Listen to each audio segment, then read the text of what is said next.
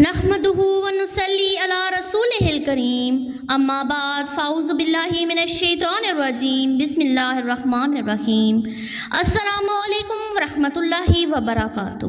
محترم سامعین کرام، آج میں ان جانبازوں، ان غیور سپوتوں، ان خاموش مگر بے مثال ہیروز کی بات کرنے آئی ہوں جو دشمن پر بجلی بن کر گرتے ہیں اور اپنی قوم کے لیے آسمان سے رحمت بن کر برستے ہیں۔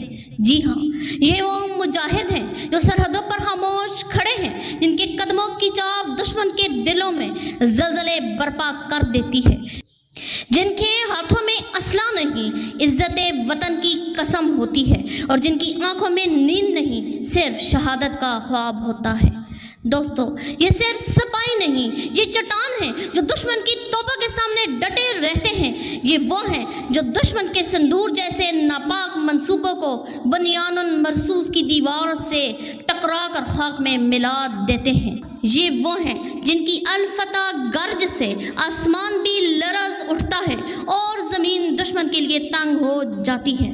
یہ وہ ہیں جو معصوم بچوں کے قاتل نہیں بلکہ ان کے محافظ ہیں، جو عورتوں پر بم نہیں برساتے بلکہ ان کے پردے اور عزت کی قسم کھاتے ہیں۔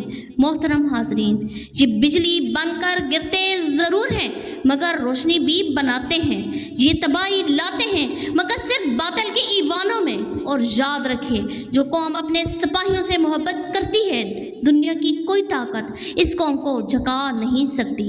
تو آئیے سلام کریں ان شہیدوں کو، ان مجاہدوں کو، ان غازیوں کو جو دشمن پر بجلی بن کر گرتے ہیں اور اپنے وطن کو ہمیشہ سربلند رکھتے ہیں۔ پاکستان زندہ باد، افواج پاکستان پائندہ باد۔ والسلام علیکم ورحمۃ اللہ۔